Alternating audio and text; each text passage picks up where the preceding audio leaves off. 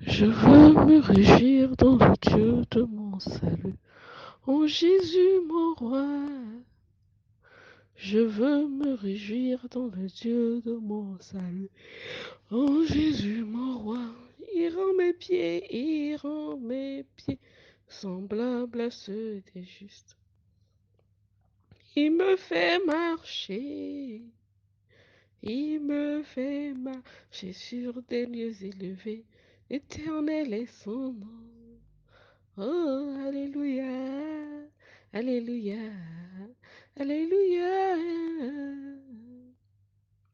Alléluia, Alléluia, Alléluia, Jésus. Oui, je veux me réjouir dans le Seigneur, dans le Dieu de mon salut encore ce matin. Papa de gloire, je t'élève encore ce matin au-dessus de toutes choses. Je te bénis pour tes bienfaits dans ma vie, pour ta bonté qui se renouvelle dans la vie de chacun d'entre nous ce matin. Je te bénis pour un frère, une sœur qui écoute ce matin. Je t'élève au-dessus de toute situation. Papa, je prie encore ce matin que ton esprit se répande dans nos cœurs, répande ton amour dans nos cœurs ce matin, et que tes bontés se renouvellent dans la vie de chacun d'entre nous. Je prie encore ce matin que ton esprit prenne contrôle de tout ce qui se passe sur cette plateforme. Inspire les pensées de mon cœur et les paroles de ma bouche et viens délivrer le message que toi tu veux délivrer à ton peuple, papa. Je me soumets à toi, je ne suis qu'un instrument entre ta main.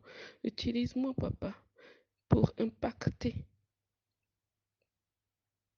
BMVG, pour impacter les nations, pour la gloire de ton nom. Merci Jésus. Amen. Je remets toute personne, Seigneur, tout BMVG entre tes mains, les leaders, toute personne dans ce groupe entre tes mains, papa. Veille sur chacun d'entre nous et que ta volonté parfaite s'accomplisse dans nos vies pour la gloire de ton nom. Amen. Shalom bien-aimés du Seigneur, nous étudions aujourd'hui le livre de Saint Paul apôtre, deuxième livre de Saint Paul apôtre à Timothée au chapitre 4. Et je suis la sœur Enam pour vous servir. Donc nous allons passer dans les Écritures pour voir ce que l'Esprit veut dire à son peuple. 2 Timothée 4. Je t'en conjure devant Dieu et devant Jésus-Christ, qui doit juger les vivants et les morts, et au nom de son apparition et de son royaume. Pardon. Prêche la parole, insiste en toute occasion favorable ou non. Reprends, censure, exhorte avec toute douceur et en instruisant. Il a dit reprends, censure, exhorte. Quand la parole nous reprend, je prie que nous ayons un cœur assez humble pour écouter ce que la parole nous dit. Il a dit reprends, censure. La parole censure aussi. La parole ne fait pas que exhorter. La parole ne fait pas qu'encourager. Mais la parole censure aussi nos mauvais actes, nos mauvais désirs, nos mauvais penchants. Aujourd'hui, nous avons la démangeaison des choses qui nous caressent dans le sens du poil. Je vais aller dans le verset 3.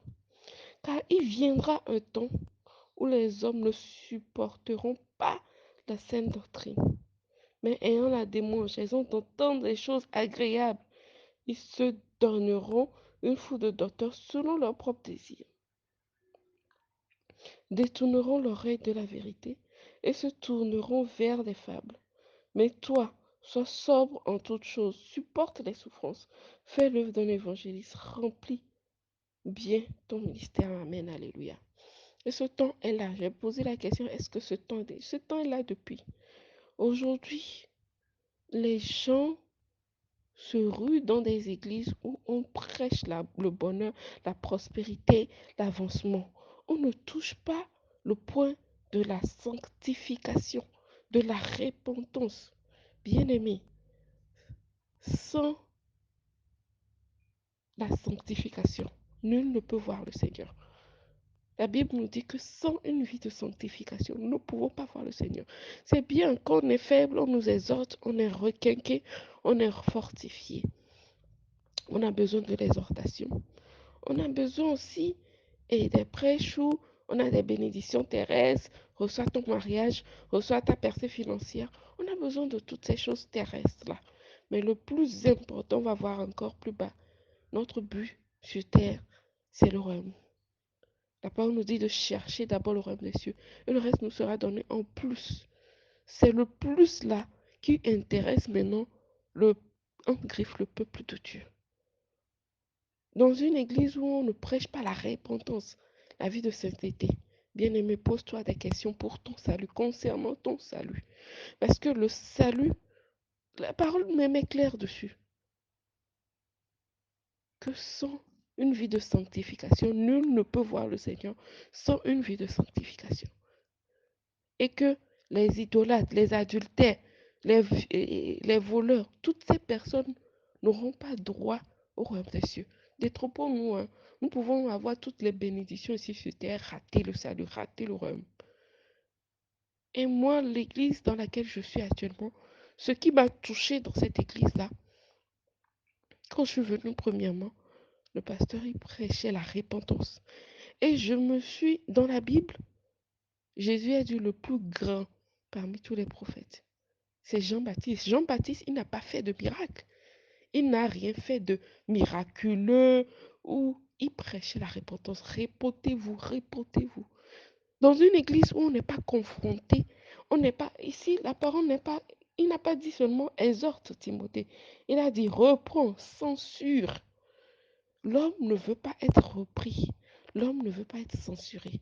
L'homme veut ce qui plaît à l'homme, à la chair. C'est là où il est confortable.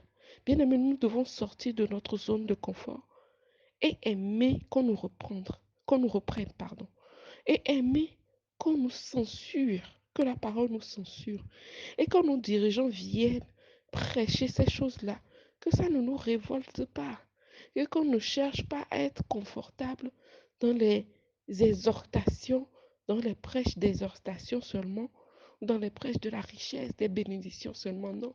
Bien sûr, il y a ça. Mais en tout cas, moi, je préfère déranger, être challengé dans mon être intérieur et voir, me remettre en cause à chaque fois. Et la parole dit, Jésus nous demande de garder notre cœur plus que toute autre chose. C'est le cœur que Dieu sonde. Il veut voir dans ton cœur s'il n'y a pas d'iniquité, s'il n'y a pas de jalousie, s'il n'y a pas d'envie, s'il n'y a pas de pensées mauvaises, s'il n'y a pas d'adultère. Toute chose commence par les pensées. The battlefield of the mind. Tout commence par les pensées et vient atterrir dans nos cœurs. Le cœur et les pensées, c'est presque la même chose. Et c'est ça que le Seigneur veut voir avant toute chose. L'homme est-elle les pensées de son cœur? C'est ce qui sort de nos bouches. Ce qui sort de nos bouches vient dans le cœur. À moins qu'on soit tellement hypocrite qu'on cache vraiment les choses, on pense autre chose, mais on dit autre chose. Ça aussi, c'est un autre cas. Mais c'est le cœur que Dieu voit. Les hommes peuvent voir que, oh, cet homme-là, il va à l'église tout le temps, cette personne va à l'église tout le temps, prêche tout le temps, mais c'est le cœur. Dieu, lui, voit le cœur. On peut cacher nos cœurs aux hommes, mais Dieu, c'est à Dieu qu'on rencontre. C'est Dieu, lui, voit le cœur. Il sait si tu es idolâtre, si tu as des idoles dans ta vie, peut-être ton idole, c'est la télé, les matchs, les télénovelas. Peut-être c'est ça ton idole, c'est ça qui te prend plus le temps que de prier, que de passer des moments d'intimité avec le Seigneur. Peut-être c'est ça ton idole. Peut-être ton idole, ce sont les amis. Tu veux tout le temps sortir, rester avec les amis, chiller et tout. Peut-être c'est ça ton idole. Peut-être ton idole, c'est le boulot. Le boulot te prend tellement le temps que tu n'as pas le temps pour ta famille. Tu cherches tellement de l'argent que peut-être ton idole, c'est ça. Peut-être ton idole, c'est les nouvelles technologies. Tu es tout le temps en train de WhatsApper, en train de... Peut-être c'est ça ton idole. Que le Seigneur ôte toutes ces idoles-là de nos cœurs afin qu'on se concentre sur lui. Parce que notre Dieu, c'est un Dieu jaloux. Il ne veut pas être partagé dans nos cœurs. Il est le premier commandement. Tu aimeras le Seigneur ton Dieu de tout ton cœur, de toute ta pensée. Et quand nos pensées sont divisées, partagées, le Seigneur n'aime pas là où il y a les désordres, là où il y a le mélange. Quand il vient, il veut prendre toute la place. Soit il prend toute la place, soit il laisse là où tu mets tes idoles là, il te laisse avec tes idoles. Le Seigneur veut vraiment prendre toute la place. Est-ce que tu es prêt, bien-aimé, à lui laisser toute la place? À lui demander si ton idole, ce sont les filles, les trucs pornographiques, ce sont des choses-là. Bien aimé, quand on a le Saint-Esprit en nous, on est dérangé devant certaines images. On est dérangé devant certaines choses. Il y a certaines prédications même. La dernière fois, j'étais invitée dans une église où les prédications étaient, quand ton ennemi vient contre toi, il faut le tuer. J'étais dérangée par ces prédications-là. Et que le prophète Élie, il a bien prononcé des paroles contre des enfants et ces enfants étaient morts et tout. J'ai dit, ça c'est l'ancienne annonce. Quand les disciples étaient venus, ils ont demandé à Jésus, Jésus, veux-tu qu'on envoie le feu du ciel pour ces gens? Il a dit, non, ne savez-vous pas de quel esprit vous êtes? Je vais descendre dans le chapitre et on va voir ce que l'esprit nous dit. Parce que bien en bas, il a dit, et Alexandre le forgeron, verset 14. Alexandre le forgeron m'a fait beaucoup de mal. Le Seigneur lui rendra selon ses œuvres. Alexandre le forgeron a fait beaucoup de mal à l'apôtre Paul, mais il n'a pas cherché à se venger. Il n'a pas cherché, bien aimé, nous ne sommes pas au temps du dent pour dent, œil pour œil. Non, c'est aboli avec la croix de Jésus. C'est Dieu qui nous fait justice. Ne cherchons pas à faire justice avec nos propres bouches. On envoie le feu sur des personnes. Le combat est spirituel, c'est contre les esprits. Sinon, on risque de détester les gens autour de nous. J'étais dans ça, hein. Fire, fire. Envoie le feu dans ta famille. Envoie le feu sur ton oncle. J'étais dans ça. Mais quand le Seigneur m'a ouvert les yeux, je voyais dans la boue dans laquelle je suis. Il y a beaucoup d'églises qui sont encore dans ces évangiles-là, où on envoie tellement le feu, on parle tellement de Satan qu'on ne glorifie pas le nom de Jésus. On parle des œuvres des ténèbres. Bien-aimés, faisons attention. Il a dit, Alexandre de Forgeron m'a fait du mal. Mais Dieu, le Seigneur lui rendra selon ses œuvres. C'est Dieu qui nous fait justice. Nous n'avons plus le droit de nous faire justice par nous-mêmes. Le combat est contre les esprits, les principautés, les princes de ce monde. Le combat n'est pas contre un être humain. Après, on nous dit quand Jésus nous dit maintenant que quand ton ennemi te frappe sur la joue gauche, la joue droite, dans la joue gauche, c'est-à-dire que toi, tu n'as pas à revendiquer. Prie Dieu pour qu'il te fasse justice. Il a dit au juge, à la veuve qui demandait au juge unique, qui lui fera justice promptement. C'est notre foi qui parle, notre confiance dans ce Seigneur-là qui nous fera justice qui va parler. Nous-mêmes, nous n'allons pas chercher à envoyer du feu sur la tête. Non, c'est le Seigneur qui envoie le feu. On peut envoyer le feu contre les esprits mauvais, mais pas contre les personnes. Il dit, garde-toi aussi de lui, car il s'est fortement opposé à nos paroles. Il dit, éloigne-toi de ces personnes-là. Tu ne vas pas aller te mélanger avec ces gens, mais tu t'éloignes et tu pries pour que Dieu te fasse justice. Et tu ne gardes pas rancune.